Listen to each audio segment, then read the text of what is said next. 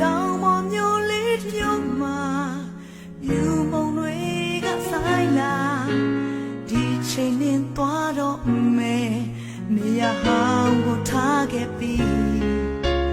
ဒါအနာဂတ်အတွက်ပါနေဆိုပြီးသွားခဲ့တော့လေမတရဘူးဝေးနေလို့နေမေးသွားမလားချစ်စရာမျိုးကိုရှောင်